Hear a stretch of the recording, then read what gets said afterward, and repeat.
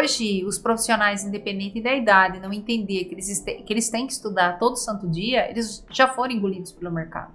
Se você hoje está há 6 meses sem fazer um curso, você já está totalmente obsoleto. As pessoas vão contratar você, seja você novo ou velho, se você resolver o problema. Nós somos contratados para resolver problemas.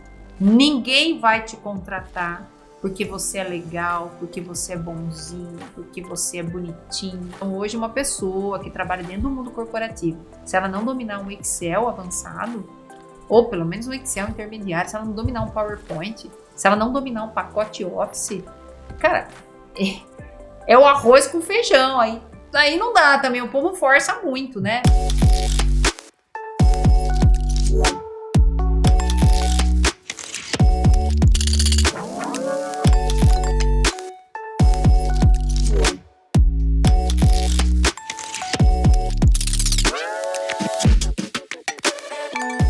Olá, sejam todos bem-vindos a mais um encontro Cérebro do Negócio, é o podcast que traz o conteúdo da Erika Belon, a doutora Erika Belon que está aqui comigo, para vocês empresários, para vocês funcionários também saberem como performar de melhor forma, né? Erika, bem-vinda mais uma vez, obrigado, o palco é seu. Muito obrigada, seja você muito bem-vindo nesse podcast. Espero muito que você pegue todas as dicas aqui e aplique imediatamente na sua empresa, na sua carreira, no seu negócio. Mamba, que felicidade ter você aqui, muito bom bater um papo com você. No seu dia a dia, Erika, na área profissional, você lida muito com líderes, escuta muitos problemas, desafios. Sim. Muitos deles têm a ver, se não todos, né? Muitos deles têm a ver com equipe. Sim, muitos. Como que a gente entende, primeiro, essa palavra, equipe, dentro de uma empresa? O que é uma equipe? É um grupo de pessoas reunidas a partir de um objetivo comum. E qual é o papel da liderança nisso tudo? Fazer com que esse objetivo comum tenha sentido para aquele grupo de pessoas. Faça sentido para aquele grupo de pessoas. É um objetivo comum que define que você vire uma equipe e deixe de ser só um grupo. Exatamente isso. E dentro das empresas, sejam elas grandes ou pequenas, sempre tem equipe. Sempre tem. Sempre tem equipe. A neurociência, como ela impacta no potenciar essa equipe, no desenvolvimento e o resultado dessa equipe?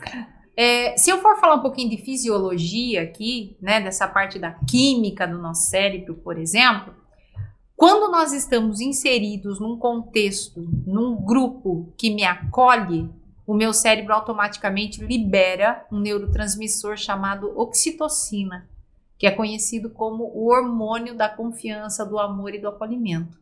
Quando eu estou inserida num grupo em que esse grupo não me acolhe, fica muito difícil eu desenvolver esse senso de pertencimento. E este acolhimento, ele está exatamente quando aquilo que eu estou fazendo faz sentido para mim. Quais são os principais desafios que uma equipe enfrenta? Eu vejo hoje em dia ter uma liderança que tenha credibilidade e reputação.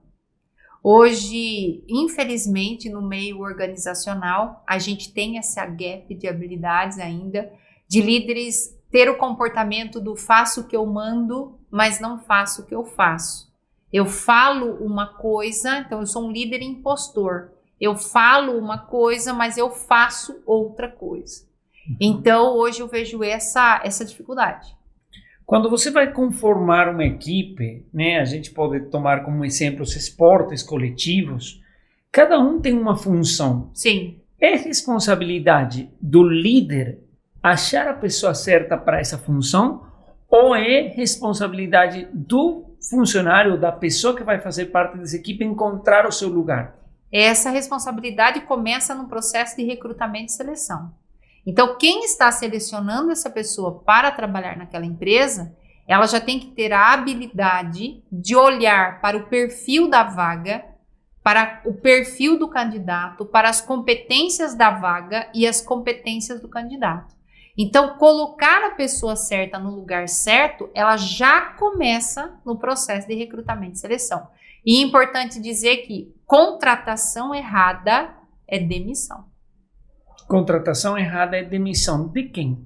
Quem que tem que ser demitido? Na contratação ali, eu preciso olhar se o meu recursos humanos não está performando Se o índice de contratação errada está sendo muito alta, eu preciso resolver o problema do RH. Ou eu demito ou eu treino.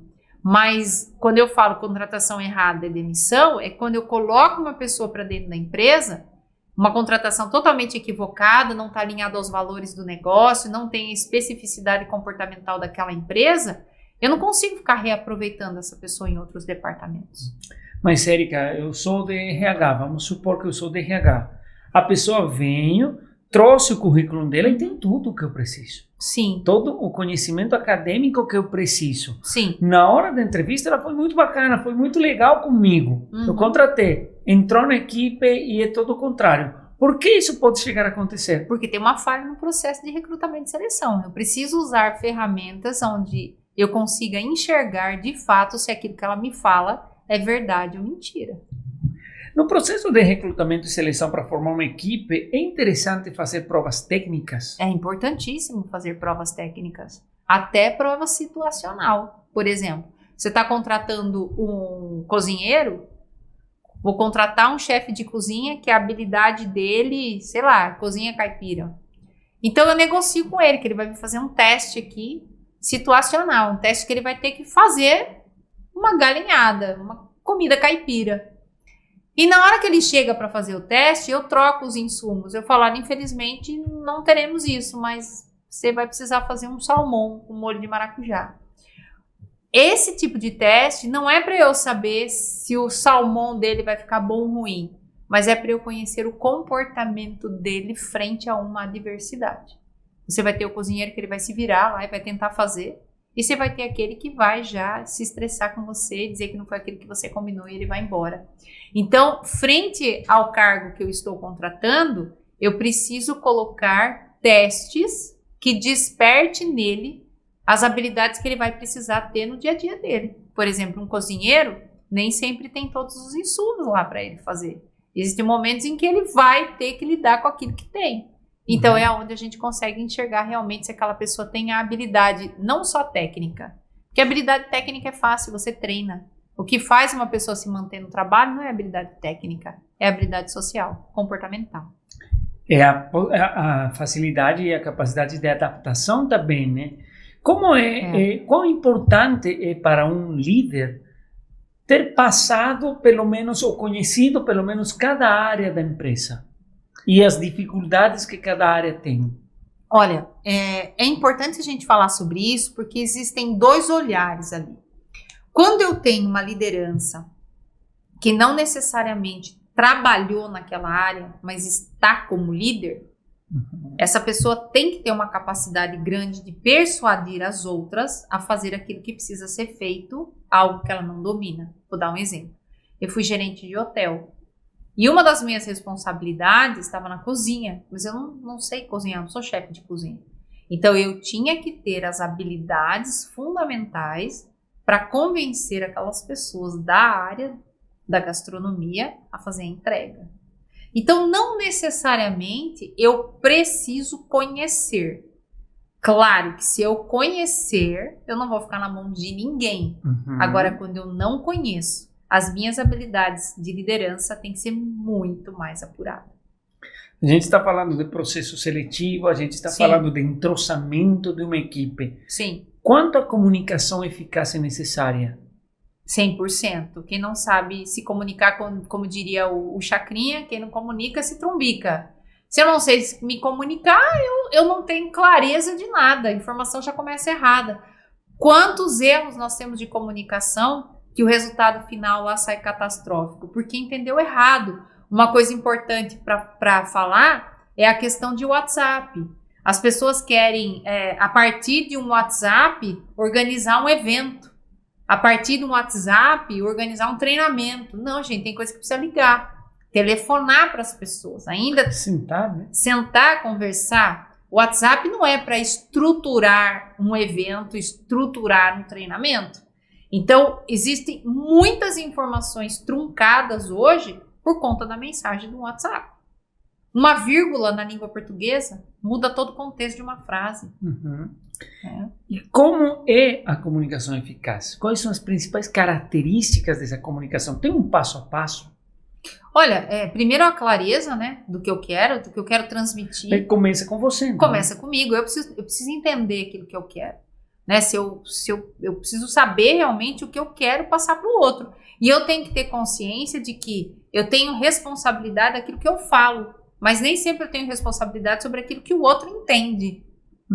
Né? Então, tem um passo a passo. Eu acho que a primeira coisa é a clareza. A segunda coisa, eu preciso falar o vocabulário do outro. Eu preciso estar em sintonia com o outro. Então, não adianta eu ter uma comunicação acadêmica aqui em cima se a pessoa que vai receber essa comunicação não tem know-how para entender aquilo que eu estou falando. Então, sou eu que tenho que descer no nível dele, porque ele não vai conseguir subir no meu. Então, eu acho que essa consciência, ela é importante. Como você consegue identificar essas palavras que você tem que usar? Como você sabe como falar com aquele, com esse outro, com aquela outra pessoa? Como você sabe? A partir da escuta? A partir da escuta, eu tenho que ter essa capacidade. É igual o professor. O professor ele tem que ter habilidade para entregar uma matéria para aquele aluno que já chega com uma bagagem e para aquele aluno que não sabe absolutamente nada. O professor desenvolve isso, né, com muita maestria dentro da sala de aula. E quando eu vou trabalhar e eu sou responsável por ser o disseminador da função, da comunicação, eu tenho que ter essa habilidade de entender que eu estou falando com pessoas que não entendem absolutamente nada daquilo que eu estou falando. Tem coisa mais deselegante, que é você, por exemplo, conversar com um profissional do marketing, vou dar o exemplo do marketing, que ele conversa com você em cima de todas as siglas que você não tem a mínima ideia do que aquele cara está falando. Isso é uma falta de elegância da parte dele, porque quem está ouvindo não tem obrigação. É a mesma coisa, a falta de elegância quando você está num ambiente e a outra pessoa começa a conversar com outra em outro idioma. Falta de educação aquilo. Então eu preciso saber que na comunicação eu preciso ser elegante. Que eu posso vir aqui, estruturar um podcast aqui, levar o nível da comunicação lá em cima, falar só em termos técnicos de neurociência, mas eu vou atingir o público que eu quero atingir? Então eu acho que a arrogância, a prepotência, ela precisa ser muito bem articulada dentro da área. Eu aprendi muito isso quando eu trabalhei na hotelaria. A hotelaria, ela é cheia de termos técnicos, né? E o hóspede, ele não tem obrigação de saber. Quem tem obrigação de saber sou eu que trabalho lá. Mas eu tenho que decodificar essa informação e passar para ele de uma forma que ele entenda. A responsabilidade é minha. Mas em termos de liderança, existe aquele líder que ele fala o que ele quer e a responsabilidade de entender, interpretar e fazer sem errar é do funcionário. Isso. Como você qualifica esse líder? Péssimo. Não tá qualificado para fazer parte da liderança. Ele não tem capacidade. Ele tem que entender que ele tem no time dele pessoas de todos os níveis. Seria a mesma coisa que eu tenho um funcionário meu aqui que há 5 anos aqui participa de todos os meus treinamentos, mas não significa que ele tem know-how para subir no palco para fazer o que eu faço. Então a liderança tem que ter essa expertise de entender isso, né? Essa capacidade de entender isso. Como funciona no cérebro um sistema de recompensa? Desde que a gente é criança, né, faz as coisas para obter alguma coisa, né? Sim. O neném que chora é para obter comida, para ter carinho. Como funciona o cérebro nesse sistema da recompensa? Então, existem alguns neurotransmissores que estão envolvidos na recompensa. A dopamina, a serotonina, a própria endorfina, a oxitocina, né? São hormônios de recompensa. Então, dependendo da ação que eu tome, esses hormônios eles são liberados, esses neurotransmissores no meu cérebro, e aquilo vai me dar uma sensação de prazer. Por que o empresário hoje tem muita dificuldade de sair da operação? Porque quando você está na operação e você cumpre uma tarefa, a dopamina é liberada no seu cérebro. Então, existe um sistema de recompensa. Então, por isso a dificuldade nossa de sair da operação. Quando você está no estratégico, esse sistema de recompensa não funciona com tamanha rapidez, porque tem um tempo para isso funcionar. Então, eu me acostumo com a recompensa. Então, eu quero toda hora descer para o operacional. E na equipe, como funciona isso aí? A equipe deve ser recompensada para ficar mais motivada? Sim, mas eu também não posso viciar essa equipe a tudo aquilo que ela faz, eu premiá-la. Porque existe uma diferença muito grande entre você fazer a entrega 100% daquilo que você foi contratado e você ser premiado pelo plus a mais que você faz a sua entrega. Quando nós contratamos uma pessoa hoje, a gente entende que esse profissional ele chega com 60% das habilidades dele de entrega. Você paga para ele 100%, mas ele entra te dando uma entrega, eu estou falando de 60%, sendo generosa aqui. Então, a empresa que não faz esse programa de progressão de carreira, que é o que? Não é promoção, é progressão. Ele entra ganhando 3 mil, ele vai passar a ganhar 3,5 à medida em que ele for melhorando as habilidades que ele tem que ter dentro da descrição de cargos dele. Então, o funcionário ele tem que ter clareza disso, de entender que ele ganha 100%, mas ele entrega 40%. O fato dele trabalhar todos os dias, ele estar lá no horário e sair no horário, não significa que ele esteja performando. Então, essa clareza entre liderança e colaborador, que precisa ser muito bem esclarecida dentro da empresa. E aí, quando ele performa 80%, ele já acha que ele merece ser promovido, mas não é verdade. Ele ainda nem fez a entrega do 100. E aí voltamos à parte da comunicação, né? Eficaz, porque ele não sabe o que ele tem que fazer. Ele não sabe. Ou ele não entendeu. Ele não entendeu e às vezes não foi passado para ele a descrição de cargos do que ele deve fazer, nem tampouco foi passado para ele as habilidades que ele tem e as habilidades que o cargo precisa que ele tenha. E as metas da empresa a partir do cargo dele. Exatamente. Às vezes não tem essa clareza. Então ele melhora um pouquinho, ele já acha que ele tem que ser promovido. E aí ele sai dessa empresa, vai para outra com uma habilidade péssima, porque ele acha que na outra empresa ele vai ser melhor do que ele já é. O que acontece com aquele funcionário que entra performando, entregando 40%, ganhando 100%, chegou em 60% e é promovido, e tem um novo funcionário só a custódia ou o cuidado dele? A empresa está perdendo um caminhão de dinheiro na mesa, porque ele ainda nem performou na primeira função que ele entrou, nem tampouco vai performar na próxima. E aí ele pede a conta e sai, e é um problema para ele, porque ele sai de lá com uma informação de que ele é um funcionário pleno, só que quando ele vai participar de uma entrevista, ele não passa em nenhuma. Por quê? Porque ele não é aquilo que ele diz que ele é, ou que ele acha que ele é.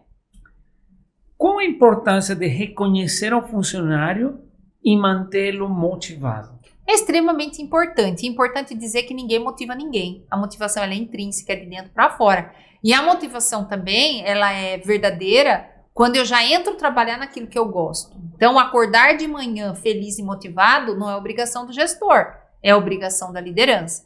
A liderança, ela tem a capacidade de estimular, de reconhecer aquele colaborador. E é importante que reconheça. Mas, novamente, o reconhecimento não é só dinheiro. É uma série de contextos. Por exemplo, quando você paga um curso para um funcionário, você está reconhecendo ele.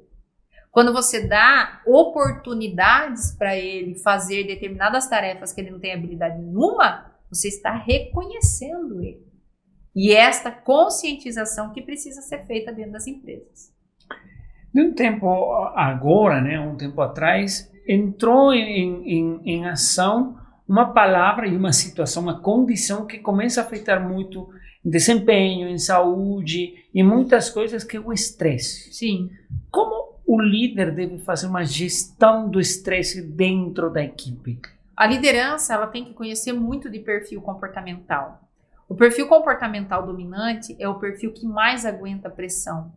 Então, se você vai contratar uma pessoa para uma vaga que tem pressão, você tem que saber colocar o profissional certo, que tenha o perfil comportamental correto.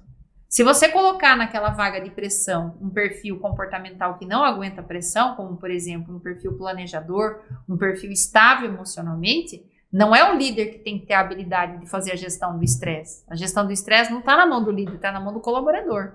Eu que tenho que ter a habilidade de administrar meu estresse. Quanto a equipe deveria, ou cada membro dessa equipe, tem como responsabilidade para enfrentar o estresse? 100%. A partir do momento em que eu me candidato para vender o meu serviço, que é outra coisa que o funcionário ele não entende, ele olha o patrão dele como um patrão. Não, o patrão dele é o cliente dele. A partir do momento que eu coloco o meu portfólio embaixo do braço, que é o meu currículo, e ofereço as minhas horas de trabalho, está sob minha responsabilidade gerenciar as minhas emoções e fazer a minha entrega e desenvolver as competências para aquela entrega. Então, se você olhar aqui com um olhar bem de alto desempenho, O empresário não tem obrigação de treinar o colaborador naquele serviço que ele foi contratado para fazer. O empresário, ele pode treinar o colaborador para subir de cargo. Agora, é a mesma coisa, você me contrata como palestrante para sua empresa. E aí, eu chego para você e falo, olha, Mamba, você está me pagando para ser palestrante, mas você pode pagar para mim um curso de oratória? Porque eu não sei falar em público. E é exatamente isso que acontece no ambiente organizacional. E as pessoas acreditam que você teria obrigação de me pagar o curso de oratória porque eu não sei falar em público. A gente fala muito nos episódios anteriores, né, do líder, Sim. do comportamento do líder. Mas tem também o comportamento do funcionário, Sim. aquele que está procurando melhorar, procurando crescer. E se ele está escutando esses podcasts, se ele está acompanhando, é porque ele realmente quer. Sim. Que dicas ou que conselhos você daria para aquele funcionário que encontra dificuldades para entrar numa equipe nova? Seja porque ele ou é muito novo, Sim. ou é muito velho, que ele tem que voltar e se relacionar com outras equipes. O que o funcionário tem que fazer para poder encaixar direitinho numa equipe nova? Olha, primeiro entender que o mercado não tem pena de você. Se você hoje está sentado esperando com que alguém tenha pena de você, você vai morrer desempregado. Segunda característica, você tem que entender que as pessoas vão contratar você, seja você novo ou velho, se você resolver o problema. Nós somos contratados para resolver problemas. Ninguém vai te contratar porque você é legal, porque você é bonzinho, porque você é bonitinho. Salvo se você for trabalhar numa agência de modelos. Aí ser bonitinho passa na frente. Mas se você for trabalhar numa empresa, as empresas querem saber se você resolve o problema delas. O que faz fazer você estar inserido dentro de uma comunidade é o problema que você resolve.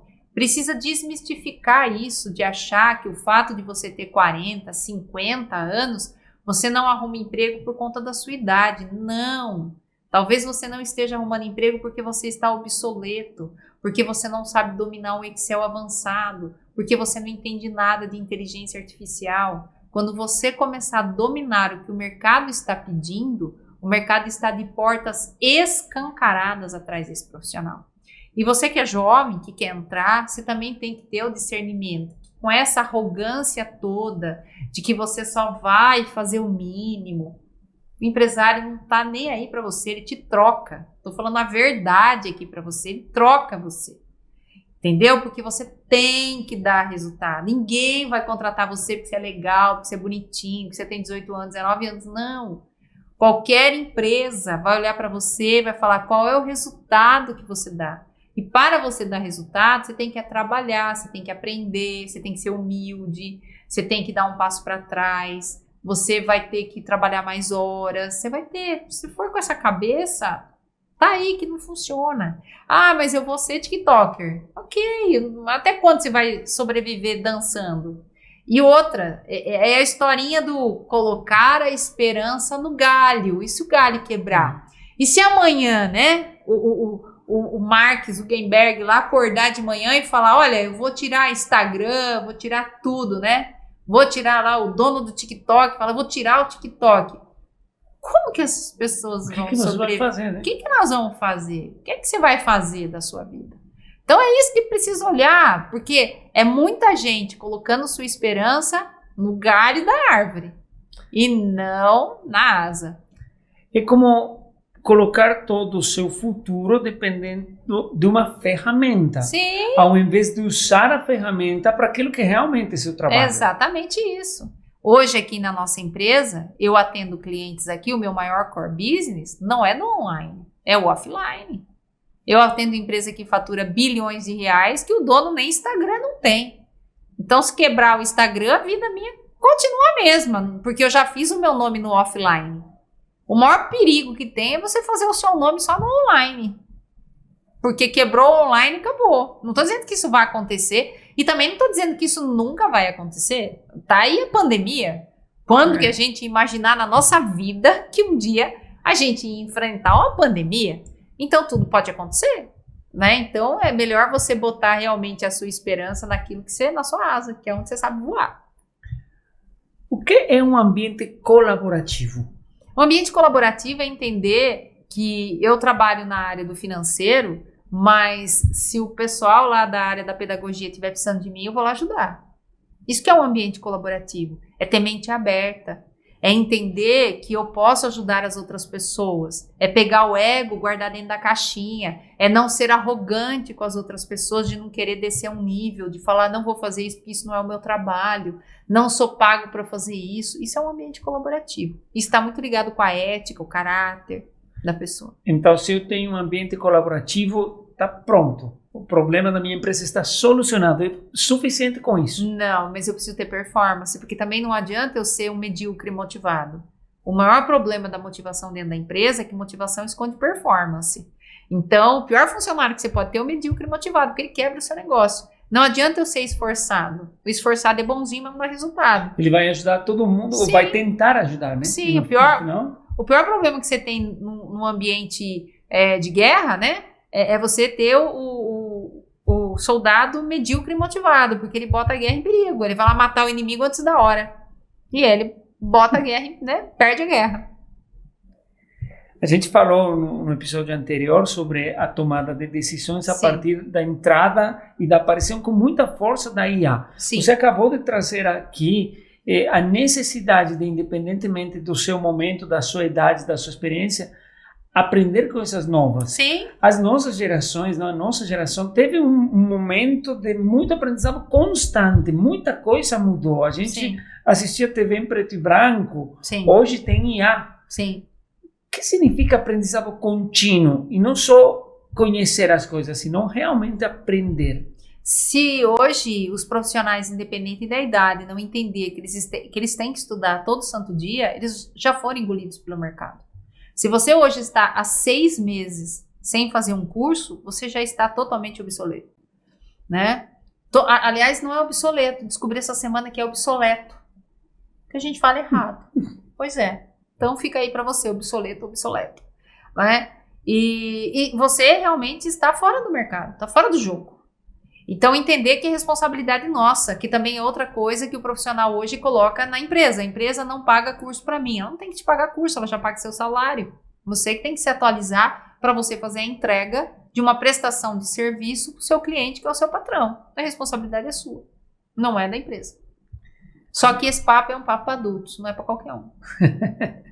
Você fala com muito líder adulto? Não, eu falo com um líder infantil. Muito Sério? líder infantil. Como você identifica eles?